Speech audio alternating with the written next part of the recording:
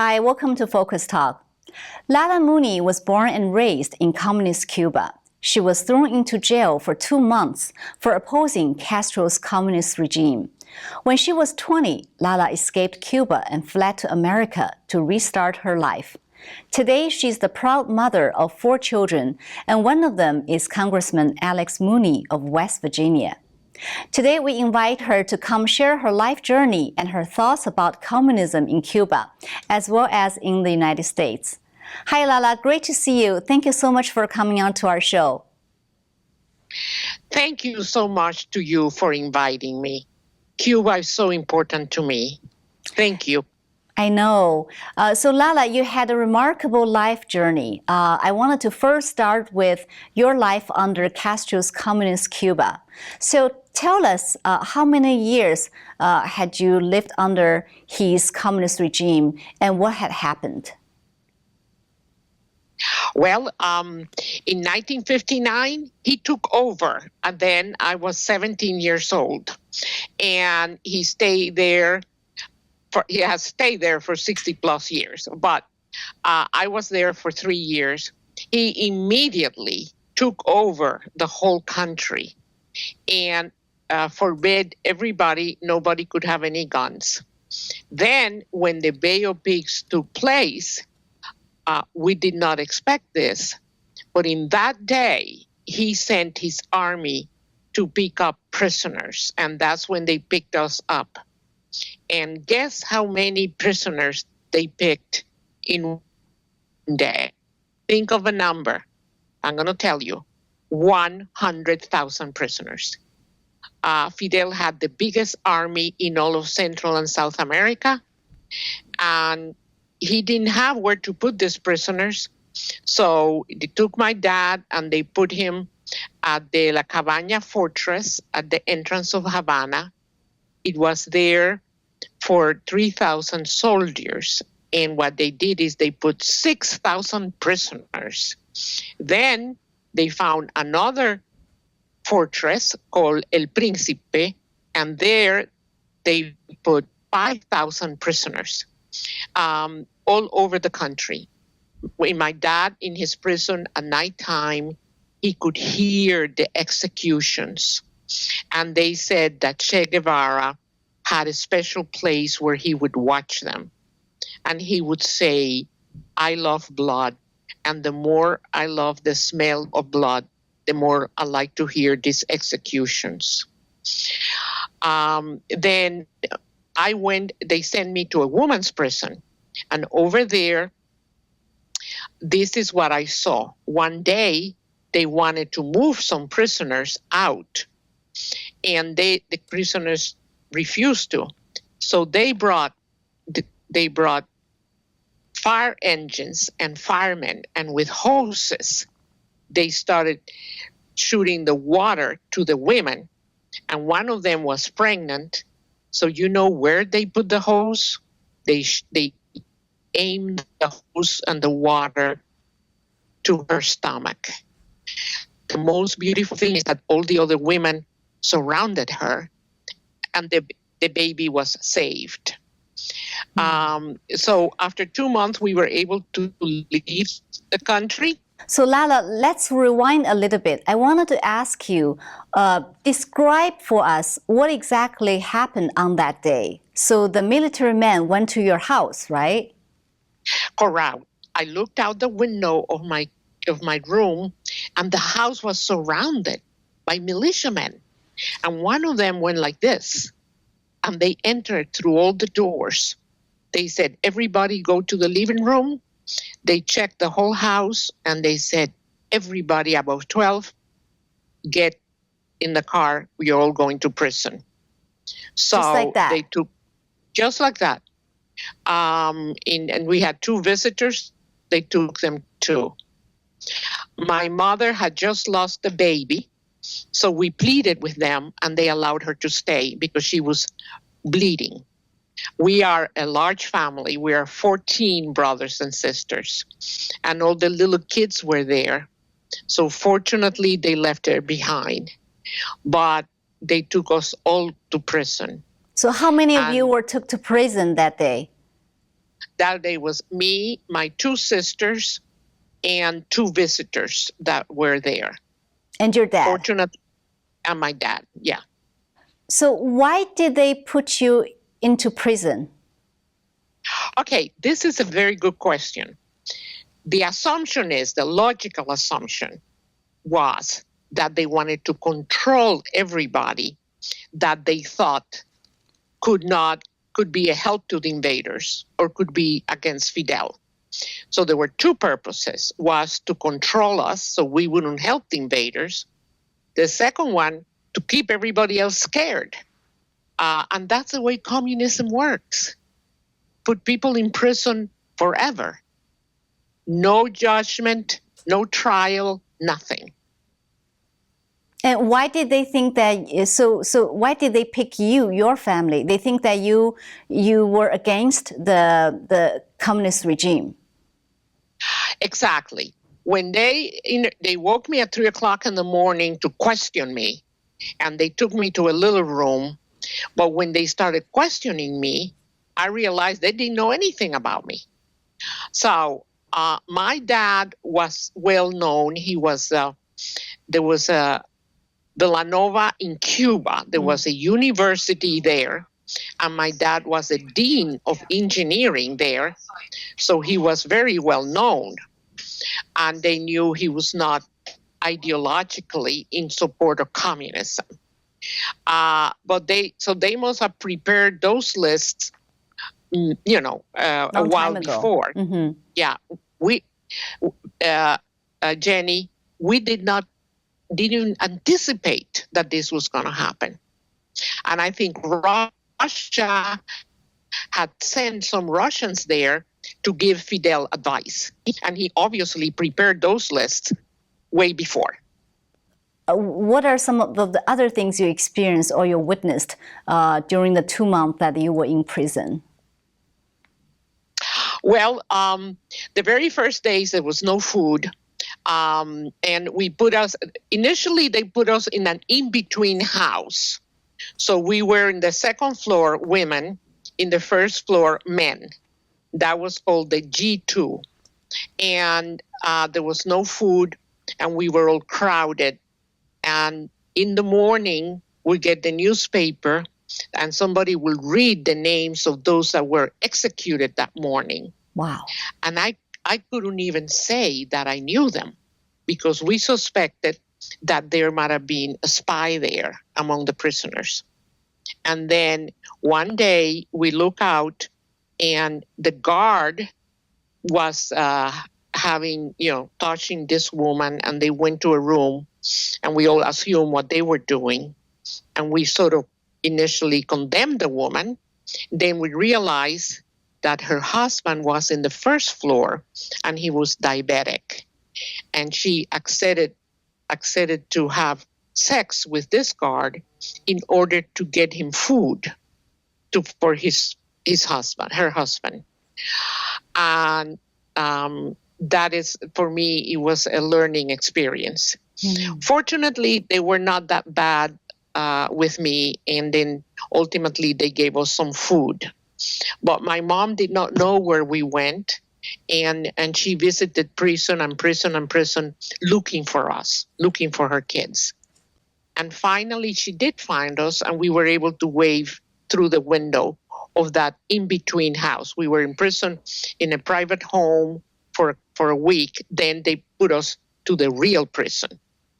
So then my mom would go and had to go visit my dad at the prison too. And with me, some of the women in prison would tell me how their children were forced to go to demonstrations supporting Fidel Castro. And their children were instructed to spy on them, to spy on their parents and report their parents. And that's how communism works. They turn the children against you. And some of the women that were with me, their husbands were executed. So it was the way they keep the fear in the whole nation by persecuting and executing people. So how did you eventually get out of the prison and come to U.S.? Okay. We were lucky. We were allowed to leave. We managed to leave. There was a ferry boat, and the owner of the ferry boat sort of maneuvered and allowed people to come. And with he was able to get my dad to sneak him in there, and my dad was able to come first. Then all of us came, and we came legally. We had paperwork done ahead of time. So we all came to America. And my brother, who was able to leave a little bit early in the ferry boat, he said the ferry boat passed in front of where my dad was in prison. And he said he felt like he was abandoning his father and abandoning everybody. But he was, at that time, he was a seminarian. He was studying to be a priest. And he had sent my dad a little note, do I leave? And my dad sent a note back saying, yes, the more of you that leave, the easier it is for me. So we felt like we were abandoning. I felt like I was abandoning my country and abandoning my people. But I didn't know if I stayed, what was going to happen anyhow. So I was able to leave. However, I have an uncle, Ignacio, who died in prison. And I have another uncle who fulfilled 8 years of prison. And many of my college friends had long, long prison sentences, and many of them were executed. And that is how communism works. But they have managed to convince the world that Cuba is in good shape. And Castro has the longest propaganda system in the world. And you can see people in the United States wearing Che Guevara shirts and talking about the advantages of Cuba. You can hear Bernie Sanders saying that Cuba is fantastic, and they fooled the whole world. How did they do their propaganda? How come the propaganda influenced so many Americans? Exactly. That's an excellent question. They have experts. What I have heard, they have some experts that they have brought from Israel, and they are in the 7th floor of some building, and they do it all through internet, and they put the propaganda in the whole world, and they say it's one of the most powerful propagandas that there are, but they manage to change things and lie and convince the world. For example, Cuba forces medical doctors to go to other countries. There's Cuban medical doctors in 102 countries. But you know what they do? The doctors are not allowed to bring their wives, and they get paid very little. The countries, like Brazil and other countries, they pay the Cuban government, and the Cuban government gives the doctors very little and makes money with them. So it's really like slavery. And yeah, many of them have now managed to escape and get free. So basically, Lala, for you, you've been living in Cuba for 17 years. Then one day Castro took over power, everything changed. And then your life changed like overnight. So that was your experience with communism at that time, right? The first time you experienced communism. Correct. And communism started little by little. First they closed all the Catholic schools, and then they started controlling more and more each time. They have, on each block, they create they have a family that's called the revolution, the witnesses of the revolution. So each block has a spy, and this family reports anything they see you do. So later on, when I went back, the minute I visited somebody, shortly after that, the police was there asking who was I and what was I doing. So you have your neighbors in each block spying you, and then in the schools, they tell your children to spy on you. So even the parents cannot talk to the children openly; they have to hide things. And since there is no food, they have a ration card that only covers food for 2 days. The rest of the month, everybody steals. So they steal from the government because the government owes everything.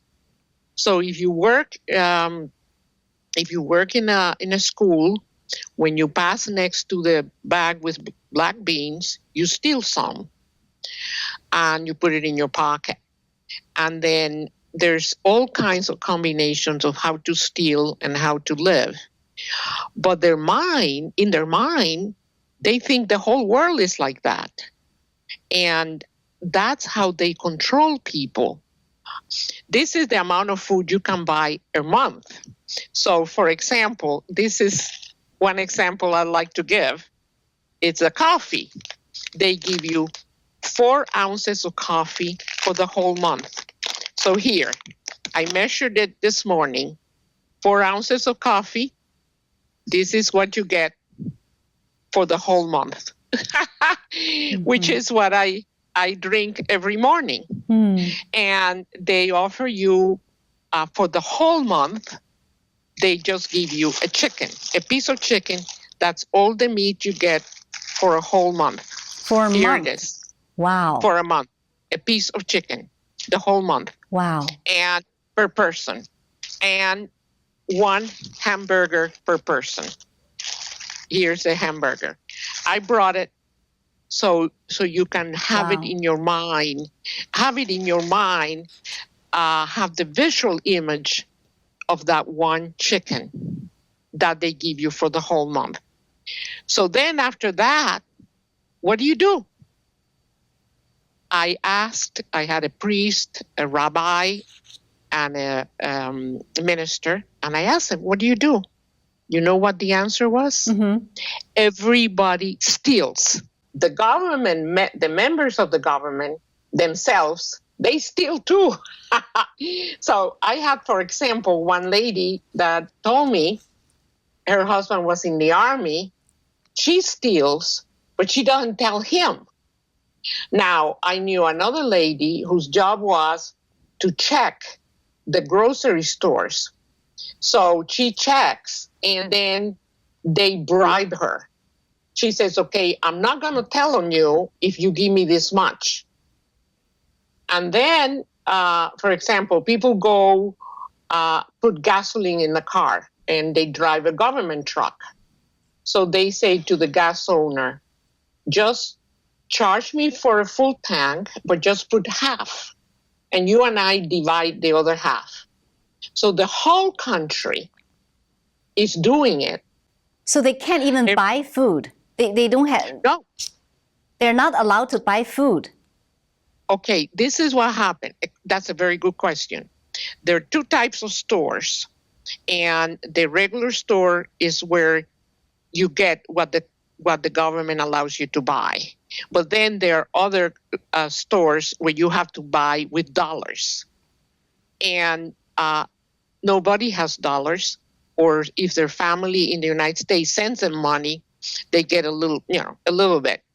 So actually, the economy in Cuba depends on the money that is sent by the people who have left the country to some degree. And then now it also depends a lot on tourism. And right now with the coronavirus, there's no tourism, so the country is desperate. It was desperate before, because you could get just one chicken. Now you don't even get that. So my friends who are there, and I've talked to some of them there, say there's very likely that that situation might explode. And we're hoping it will happen.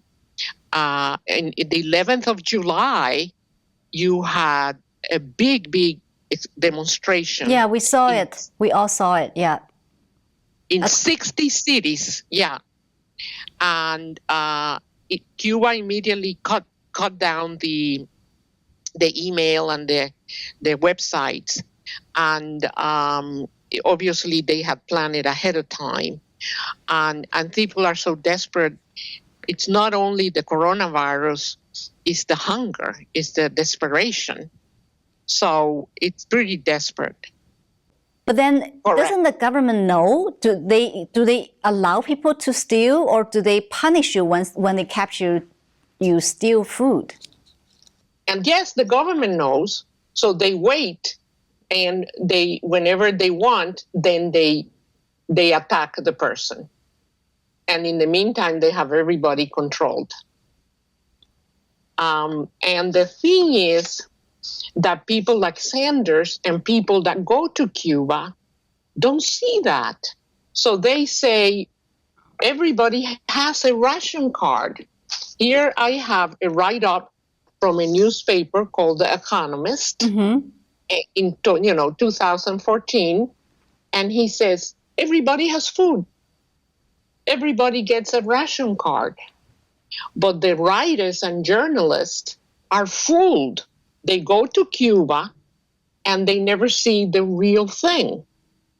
And that is one thing that happens, that Cuba has the whole world fooled. So Lala, you're saying that they get this ration card, and this is what the government allows them, the food. And otherwise, if they want to buy food, they can only use US dollar to buy at certain stores.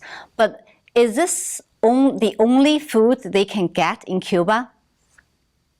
I'm so glad you asked that, because I spent a lot of time explaining the ration card. But they do get other foods, not the elderly, but the ones that are working. Sometimes they give you food in your office and in the schools, and the children get food in the schools. What they say is that the food is so bad and it's not a sure thing.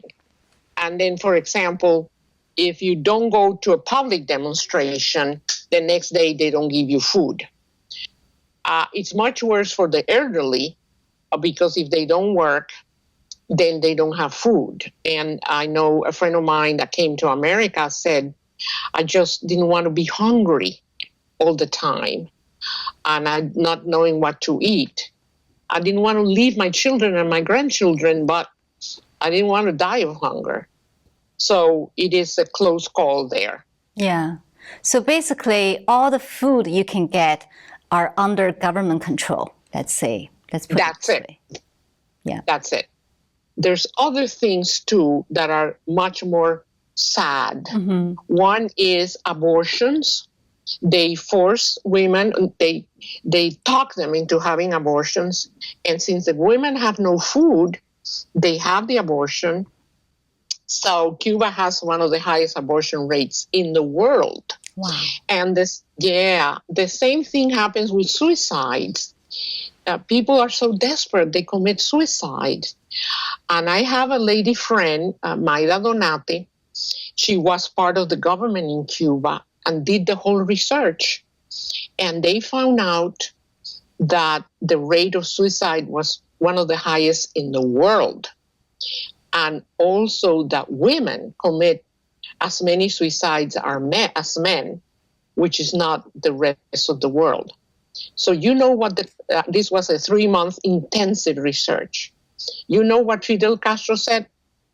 He said, this is now a secret, a government secret. Change all the data. If somebody committed suicide, just put it that they drowned or that they, something, a car accident, And this is a national secret. And if you say something different, you will be punished. And my girlfriend, this lady who I met, Maida Donati, managed to escape to the United States, and she wrote it in her master's thesis in Miami University.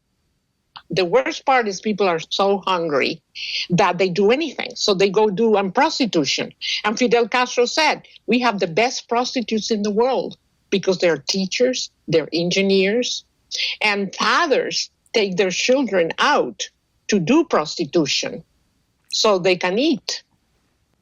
What happened is, I have another lady friend whom I know, and she was telling me how it broke her heart to see her daughter going out at night and doing prostitution, but that was the only way they could eat.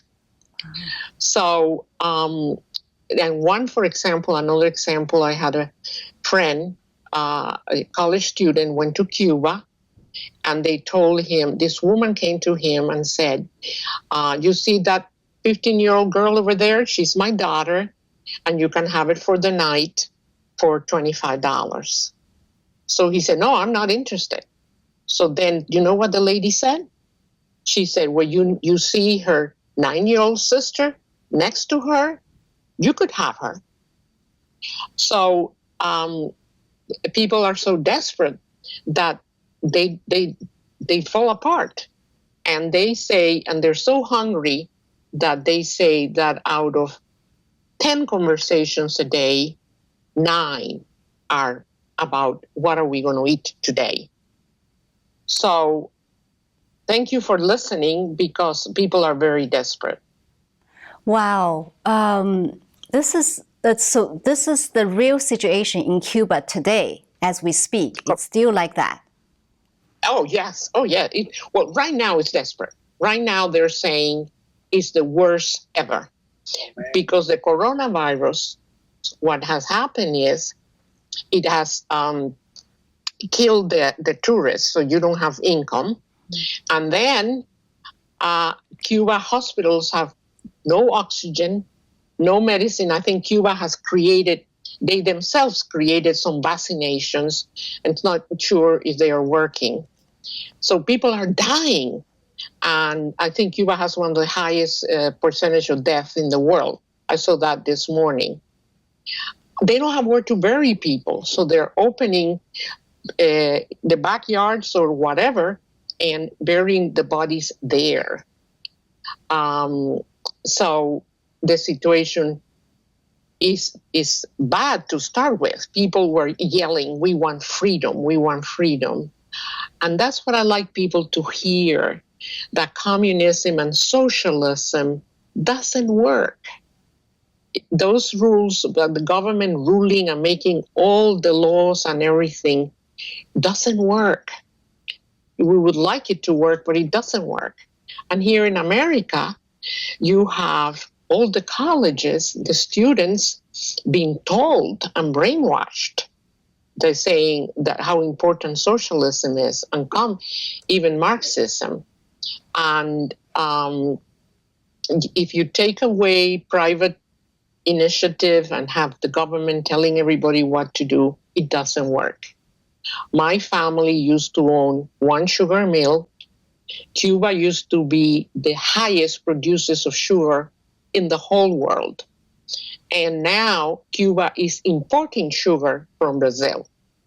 Out of 240 sugar mills, Cuba has only like 20 left. They didn't take care of them. They didn't repair them.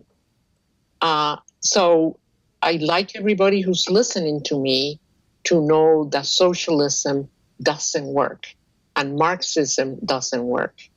Then the last thing is how they attack religion. Mm-hmm. My niece was telling me about somebody who applied to be a doctor and to apply to medical school. You know what the first question was? Do you go to church?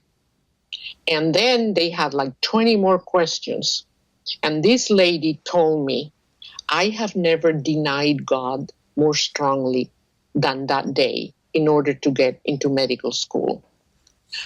So they see God and religion as the enemy of socialism, the enemy of the government.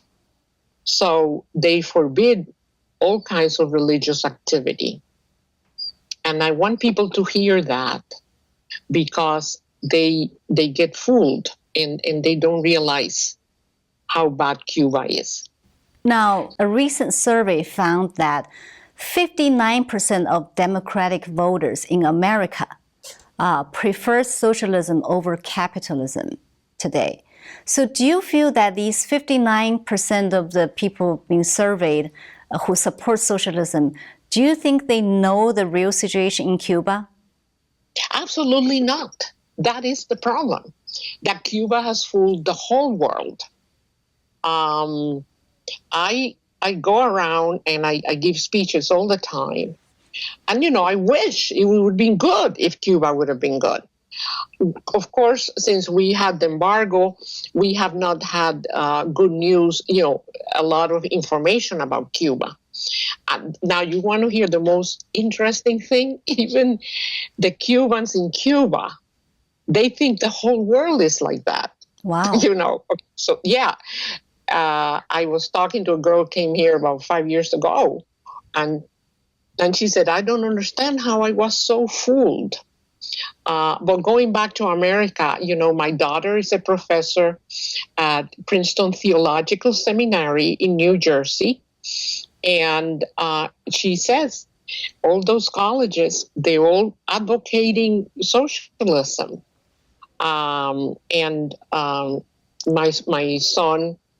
My older son is a professor at Georgia Tech, and he says the same thing. So, of course, they are standing up for the truth. Mm-hmm. And that's why I wrote a book, my book called Leaving Cuba. And here's a copy. And I tell my whole story in the book. Yeah. So, Lala, you just mentioned some of your kids. So I want to ask you a little bit more on that end. You have 4 children.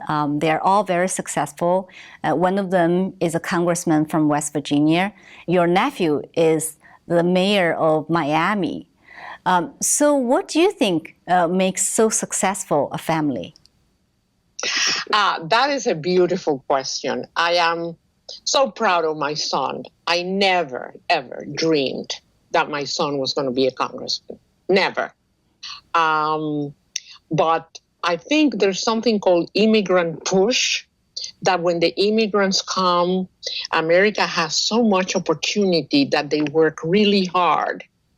And I'll take a little bit of pride that I helped him when he was in high school. He participated in public speaking, and then he went to Dartmouth, where he also took public speaking, and he took principles of politics. So I am so proud of him. I'm so proud of America. My nephew is the mayor of Miami now, Francis Suarez. And he's attracting all kinds of investments to Miami. But even more, his father, who is my brother, Xavier, was the first Cuban mayor of a big city. He was the mayor of Miami in 1985. He went to Villanova and studied engineering. And then he went to Harvard and studied law, because he decided he wanted to get into politics and wanted to make the difference. So the 2 of them, especially my brother, was an example for Alex.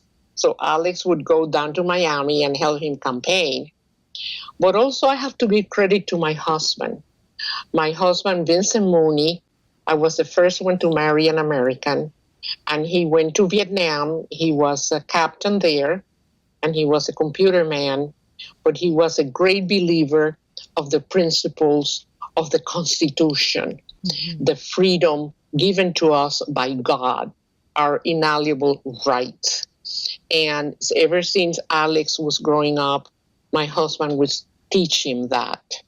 So my children learn from him, and then they have from me the story and the pain that I carry, because all the Cubans carry pain in their heart, knowing that the country is still suffering. I think you probably talked to a lot of Cuban immigrants, people like you who immigrate to this country from Cuba. As far as you know, how do Cuban immigrants view the situation in America today? Are they concerned? Oh, yeah. Well, they're very concerned. I think we have two Cubans, Cubans that had run, Cuban descendants who ran for president. We have Marco Rubio, and Marco Rubio is constantly talking. And we have Ted Cruz, whose father was in prison in Cuba. And they're originally from the same area of Cuba that my family is, Matanzas. So not only are the Cubans worried, but they're trying to do something, and they're politically very active and trying to get this country to stay the right way. What do you think average Americans should do? Do they need to really try to understand the real situation, in Cuba and also in this country? Absolutely. We have a huge problem with the media and the social media and how the media lies. I have a professor, Grossclose, that teaches that at the university level, and he says the media lies. So we have to learn to analyze it. And also he says that one of the ways that the media lies is by what they don't say. They just tell you something, but they don't tell you the whole truth. So we have to become smart in finding a way to get reality and not let the media brainwash us. Well, thank you so much, Lala. I think you're doing, what you're doing is also important to let people know the real situation in Cuba and what the communism and socialism could do to people and to the society. So I hope your story gets shared more and more. And thank you for coming to our program today to share your story. Thanks to you. I'm very grateful. Well, thank you everyone for watching Focus Talk. We'll see you next time.